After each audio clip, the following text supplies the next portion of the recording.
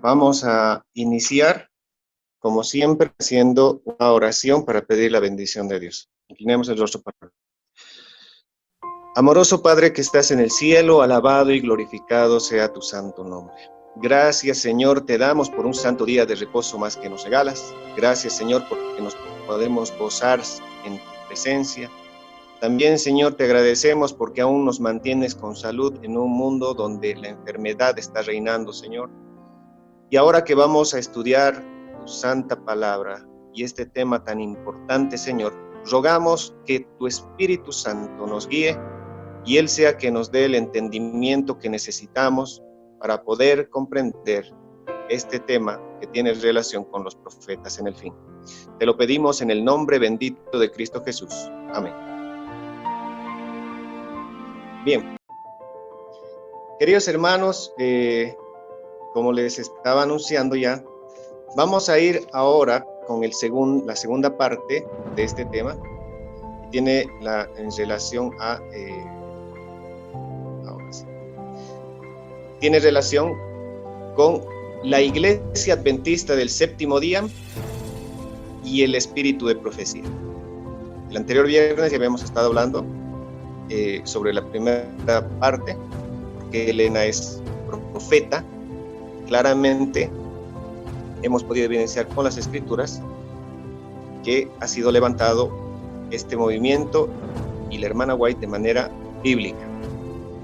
Ahora vamos a ver, ¿existe profeta en nuestros días?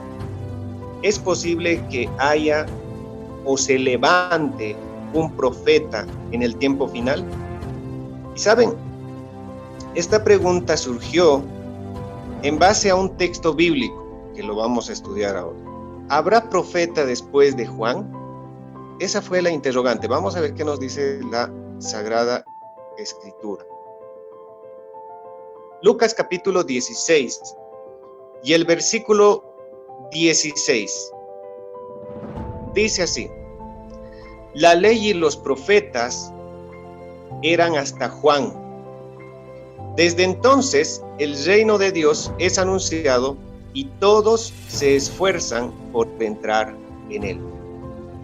Si podemos observar, este texto al parecer dijera que la ley y los profetas solamente estaban habilitados hasta Juan el Bautista. Muchos tergiversan este texto bíblico, pero ahora vamos a entrar en contexto, vamos a ver a qué se refiere, si es que es verdad que la ley y los profetas llegaban sencillamente hasta Juan, que no se podía levantar otro profeta o que la ley está anulada. Vamos a ver ahora a qué se refiere precisamente y vamos a entrar en contexto bíblico. Vamos a ver aquí nuestro mismo Salvador, Cristo Jesús, nos va a hablar y nos va a responder justamente estas dos interrogantes: la ley y los profetas. Vamos a ver qué dice la palabra del Señor y aquí entramos en contexto. Lucas capítulo 24 y el versículo 44. ¿Qué dice nuestro Salvador Jesús al respecto? Jesús les dijo: estas son las palabras que os hablé cuando estaba aún con vosotros. Les dice esto porque precisamente Jesús ya había muerto y ahora había aparecido a los discípulos resucitado. Y les sigue diciendo que era necesario que se cumpliese todo lo que está escrito de mí en la ley de Moisés y en los profetas y en los salmos. Obviamente los salmos también han sido escritos por profetas.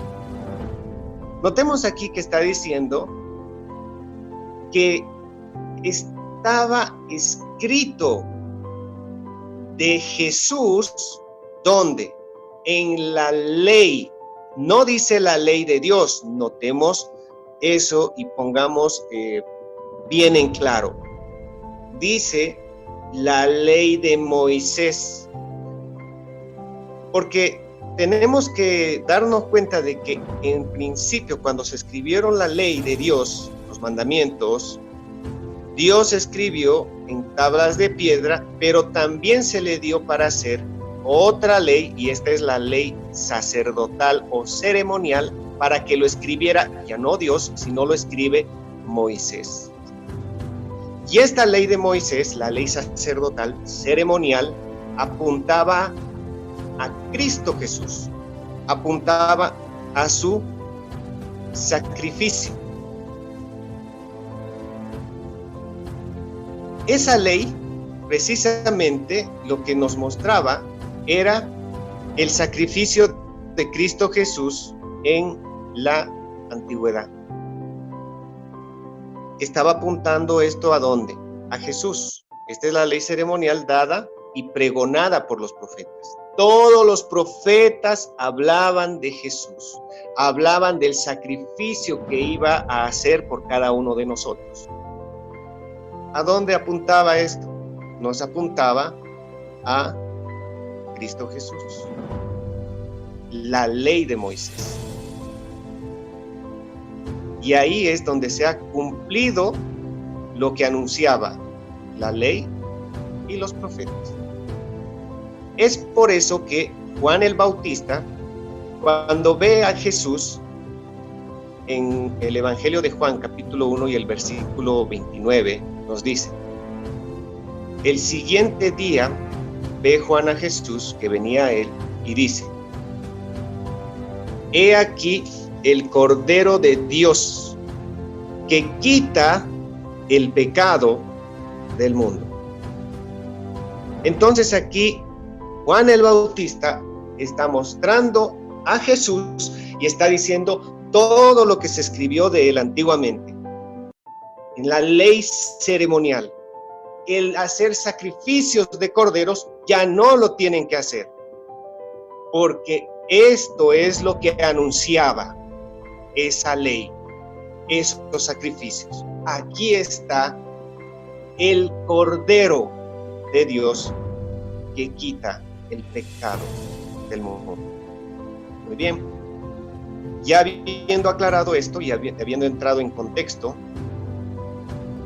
ahora vamos a ver la iglesia que se levantó después de que Cristo murió y resucitó. Juan el Bautista también había sido muerto, había sido decapitado.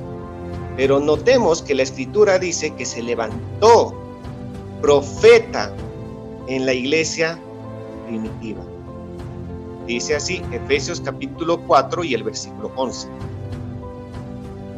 Y él mismo constituyó a unos apóstoles, a otros profetas, a otros evangelistas, a otros pastores y a otros ¿qué?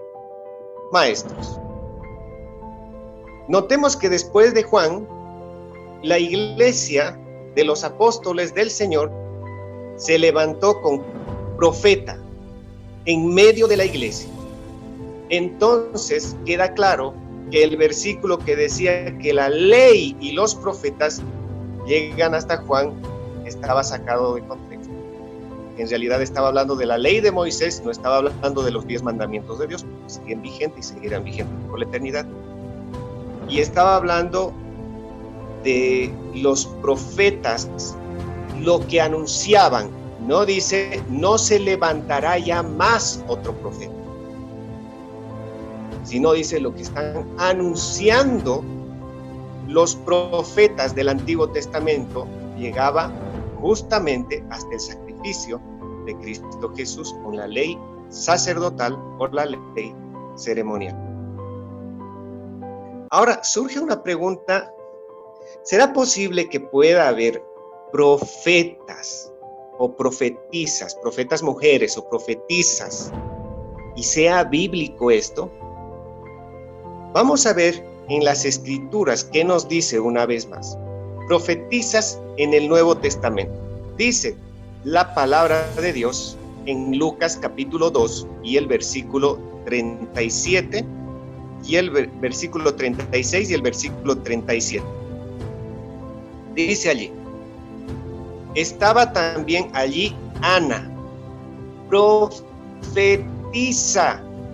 hija de Fanuel. Sigue diciendo de ella: no se apartaba del templo, sirviendo de noche y de día, con ayunos y oraciones. Una profeta de Dios, levantada después aún, podríamos decir tal vez, de Juan. Ahora, vamos a ver qué más nos dice. Como estamos pudiendo evidenciar de que hay profetas mujeres, no solamente vamos a ver un texto, vamos a ver dos textos y a la vez vamos a ver varias profetas mujeres. Veamos el siguiente texto que nos dice. ¿Existen profetas mujeres? Dice Hechos de los Apóstoles, capítulo 21, versículo 8 y 9. Al otro día, saliendo Pablo y los que con él estábamos, fuimos a Cesarea, y entrando en casa de Felipe, el evangelista, que era uno de los 7, posamos con él. Ahora dice, este tenía 4 hijas doncellas que profetizaban. Es impresionante cuando leemos las escrituras que puede salir toda idea preconcebida. Hay muchas personas que dicen, no puede existir profetas mujeres, pero la escritura dice, y aquí podemos ver que en Hechos de los Apóstoles no está una, sino hay 4 doncellas profetas de Dios. Sigamos avanzando. Ahora vamos a ver la iglesia de Dios en el último tiempo.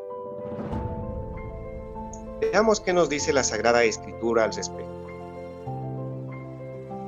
Apocalipsis capítulo 12 y el versículo 17. Dice allí, notemos algo interesante. Sabemos que Satanás tiene la tendencia de atacar a los cristianos. Ahora, ataca a todo aquel que es cristiano. Jesús mismo nos dice en Mateo 7:21, no todo el que me dice Señor, Señor entrará en el reino de los cielos, sino el que hace la voluntad de mi Padre que está en los cielos. Ahora vean cómo existe este paralelismo con este pasaje, y vamos a ver aquí algo muy interesante. También Satanás de la misma manera no va a atacar a todo el mundo que dice ser cristiano. Apocalipsis 12 y el versículo 17 dice así: entonces el dragón se airó contra la mujer. Ahora quiero que notemos algo muy interesante aquí. Está empezando a hablar en simbolismos. Aquí dice que está ¿quién? El dragón. Y se está airando o se está enojando ¿contra quién? Contra la mujer. Y se fue a hacer guerra contra el resto del remanente de ella. ¿Quién es el remanente de ella? Veamos, sigue diciendo. Contra los que guardan los mandamientos de Dios y poseen el testimonio de Jesús. Entonces aquí podemos ver bastante simbolismo en Apocalipsis capítulo 12 y el versículo 17. Pero vayamos desenglosando este paralelismo. Vayamos desenglosando el paralelismo. Vayamos viendo primero como quién es este dragón. Después vamos a ver quién es la mujer. Y por último vamos a ver también qué es el testimonio de Jesús. ¿Quién es el dragón? La palabra del Señor una vez más nos da la respuesta. Apocalipsis capítulo 12 y el versículo 9. Dice así: y fue arrojado el gran dragón. Aquí está el dragón, veamos quién es. La serpiente antigua, que se llama el diablo y Satanás, el cual engaña al mundo entero.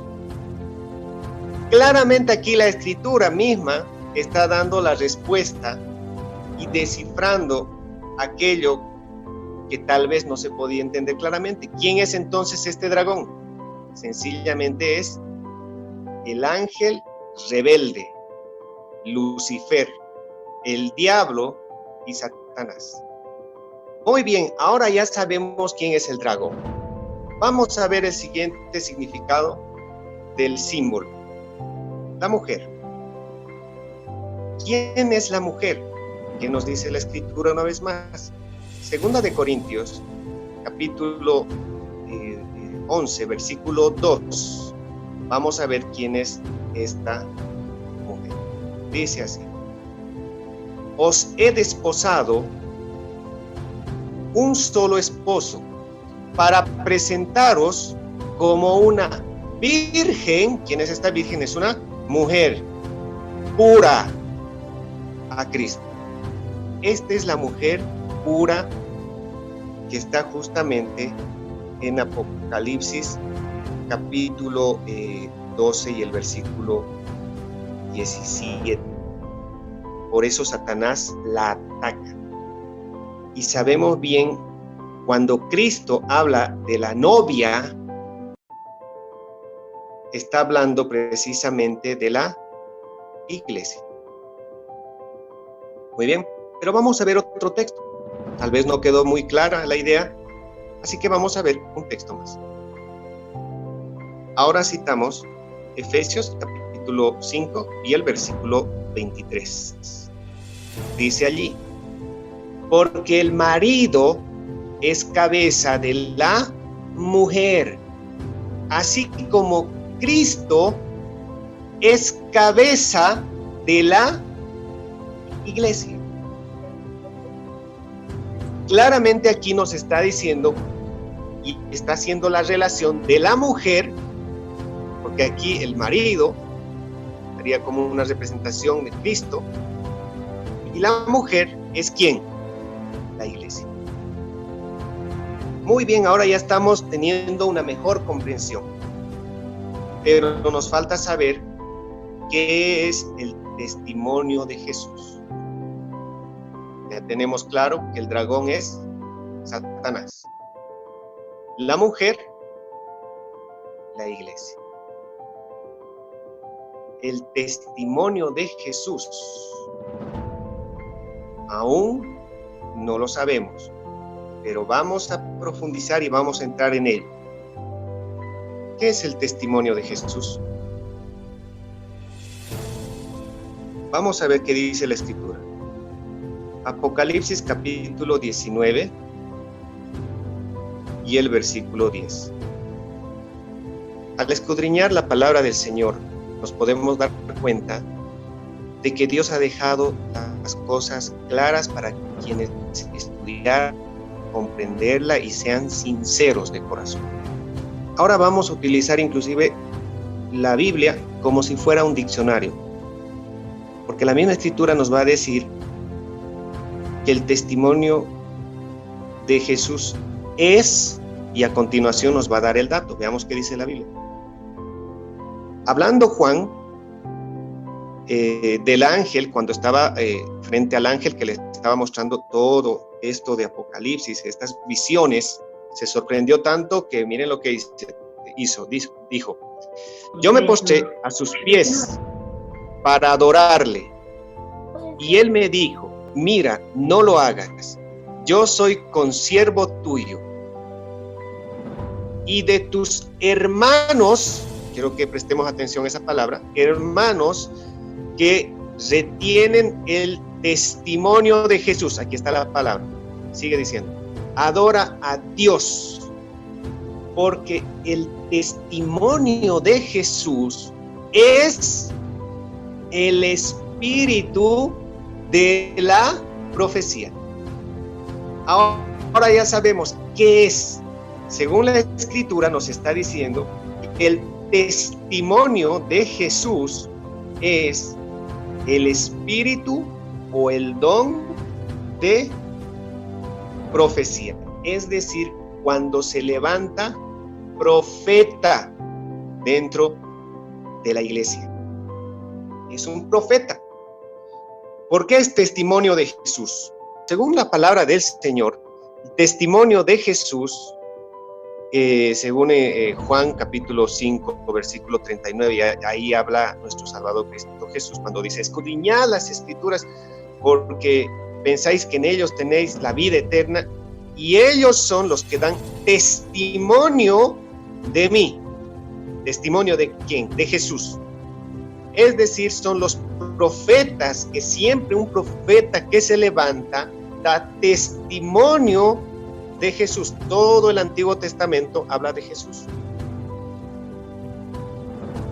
Ahora, ¿por qué es el espíritu de la profecía? ¿Por qué se le denomina así espíritu de la profecía? Espíritu de profecía es porque según segunda de Pedro capítulo 1 y el versículo 21, porque quien inspira, quien da la inspiración a los profetas de Dios es el Espíritu Santo para que den el mensaje. Es por eso que se le llama espíritu de la profecía. Ahora, una pregunta que aquí subrayé. ¿Quiénes son los hermanos de Juan? Porque el ángel le dice que, si volvemos a leerlo, dice: mira, no lo hagas, yo soy consiervo tuyo y de tus hermanos que retienen el testimonio de Jesús. Es decir, ¿quiénes son estos hermanos? Estos hermanos, según la Sagrada Escritura, son profetas de Dios, profetas que tienen precisamente el testimonio de Jesús, es decir, el don de la profecía, el espíritu de la profecía, es decir, ellos son profetas. ¿Dónde dice eso? Vamos a ver quiénes son estos hermanos de Juan.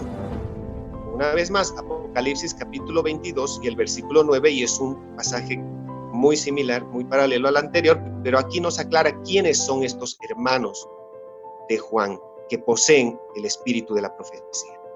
Dice allí: pero él me dijo, mira, no lo hagas, porque yo soy consiervo tuyo, de tus hermanos, y ahora aquí dice quiénes son los hermanos, de tus hermanos los profetas, y de los que guardan las palabras de este libro.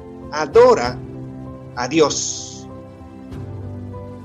Claramente podemos notar que los hermanos son otros profetas, así como lo es ¿quién?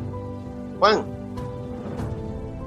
Y ellos son los que tienen el espíritu o el don de ser profetas. Ahora estamos entendiendo qué es el testimonio de Jesús. Es tener el don de la profecía dentro de la iglesia. En el primer tema habíamos visto cómo en Eclesiastés nos decía qué es lo que fue, lo mismo que será. Qué es lo que ha sido hecho, lo mismo que se hará. Nada hay nuevo debajo del sol. Así Dios también ha dirigido a su pueblo, a su iglesia, siempre con estas dos características que hemos visto en Apocalipsis. Guardar los mandamientos, hablando de los 10 mandamientos, y teniendo un profeta que les dirige, les exhorta, les orienta, porque como vimos en el anterior tema, siempre el pueblo tiene tendencia a desviarse del camino de Dios. Ahora vamos a ver no un solo pasaje, vamos a ver varios pasajes que nos muestra este método de Jesús con estas dos características. Veamos primero Salmos, capítulo 19, el versículo 7 y el versículo 8. Salmo 19, 7 y 8. Fíjense lo que dice allí. La ley del Señor es perfecta, que restaura el alma. El testimonio del Señor es seguro, que hace sabio al sencillo. Las dos características dentro del pueblo de Dios en el Antiguo Testamento: obedecer los 10 mandamientos, ¿qué dice que hace? Es perfecta, que restaura el alma. Y el testimonio, es decir, obedecer la voz del profeta, el testimonio del Señor es seguro, que hace sabio al sencillo. Y en realidad lo hace sabio porque cuando Dios levanta a un profeta, el profeta habla con un idioma, podemos decir, contemporáneo. Se hace entender de manera más sencilla. Expresa de manera clara lo que Dios quiere que cambie su pueblo. Por eso hace sabio al sencillo. Es fácil de entender al profeta y no hay nada que interpretar porque lo dice de manera textual. Otro versículo vamos a ver en Isaías capítulo 8 y el versículo 16. Dice allí: ata el testimonio, sella la ley entre mis discípulos. La misma idea, están juntos. El testimonio, que es levantar profeta dentro del pueblo, y que la ley tiene que estar entre sus discípulos. Otro pasaje más, vamos a ver qué dice la Escritura. Isaías capítulo 8 y el versículo 20. Nos dice ahora: a la ley y al testimonio, si no hablan conforme a esta palabra, es porque no les ha amanecido. Si no se lleva un mensaje de Dios juntos con ¿qué? La ley de Dios y un profeta que está exhortando y llamando al pueblo a un cambio y al arrepentimiento. Si no hablan conforme a esta palabra, es porque están en tinieblas, no les ha amanecido. Qué interesante, es muy interesante la palabra de Dios. Este es el método de dirigir Dios a su pueblo. Siempre lo ha hecho, y cuanto más ahora en el tiempo final se necesita un profeta para que dirija a su pueblo.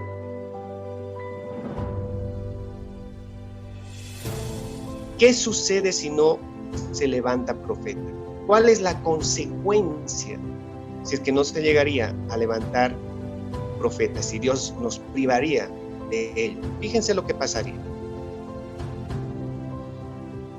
Proverbios 29, versículo 18 dice: el pueblo sin profecía, ¿quién da la profecía? Los profetas. El pueblo sin profecía se desenfrena. Es decir, como ya hablamos en el tema anterior, cuando no hay profeta, el pueblo se va desviando y va dando mala interpretación a las escrituras de tal manera que poco a poco se van alejando todo el pueblo de Dios y se van contaminando muchas veces con tradiciones paganas, con tradiciones mundanas, que se introducen aún dentro de la iglesia. Es por eso que Dios siempre ha levantado profeta para reorientar, para exhortar. Y por eso Proverbios nos dice que el pueblo sin profecía, es decir, sin profeta, está perdido.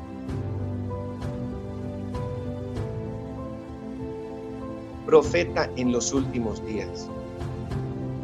¿Cuáles serán esos últimos días? Ahora estamos viviendo los últimos acontecimientos de este mundo. Fíjense cómo se tiene que reactivar el tener profeta en el tiempo final. Hechos capítulo 2 y el versículo 17, y de paso aclaramos que es el Nuevo Testamento, y nos indica, fíjense, le damos lectura, dice así: y en los últimos días, los días que estamos viviendo ahora, dice Dios, derramaré de mi espíritu sobre toda carne, y vuestros hijos y vuestras hijas, ¿qué harán? profetizarán. Si profetizan, tienen que ser profetas. Vuestros jóvenes verán visiones, sigue diciendo. Y vuestros ancianos soñarán sueños. Y de cierto, sobre mis siervos y sobre mis siervas, en aquellos días derramaré de mi espíritu y profetizarán. Se va a levantar profeta, tiene que levantarse profeta. Estamos en los tiempos finales donde la profeta hoy en día nos está guiando. ¿Cuál será nuestra actitud ahora? ¿Será que hoy en día estamos aceptando el mensaje que Dios nos está dando mediante su profeta? ¿Cuál debería ser nuestra actitud? La misma Biblia nos responde. Segunda de Crónicas, capítulo 20 y el versículo 20 nos dice: creed al Señor vuestro Dios y estaréis seguros. Creed a sus profetas y seréis prosperados. Tenemos que estudiar, aprender lo que Dios nos está pidiendo para este tiempo final. Ahora, bíblicamente, vamos a ver qué es lo que nos dice Apocalipsis 12:17, hablando de la última iglesia, y vamos a ver los simbolismos. Ahora sabemos que el dragón, ¿quién es? Entonces el dragón se iró contra la mujer y se fue a hacer guerra al resto del remanente de ella, contra los que guardan los mandamientos de Dios y tienen el testimonio de Jesús. ¿Qué podemos decir de esto? Ahora sabemos que el dragón es Satanás. La mujer es, según la Biblia, la iglesia pura. Los mandamientos de Dios entendemos y comprendemos que son los 10 mandamientos, no han cambiado. Y el testimonio de Jesús, hemos visto que son, al igual que Juan, profeta de Dios. Concluimos entonces que Apocalipsis capítulo 12 y el versículo 17 ahora nos dice, comprendiendo ya todos los simbolismos, podemos leer así: el diablo entonces que hace guerra o le hace la guerra a la iglesia. ¿Cuál es esta iglesia verdadera? Esa iglesia es la que obedece, porque dice el resto del remanente, quiere decir los que están dentro de la iglesia. Los que obedecen, ¿qué? Los mandamientos de Dios, y tienen en medio de ellos, ¿qué? Profeta. Obviamente, estas características calzan perfectamente a la iglesia adventista del séptimo día.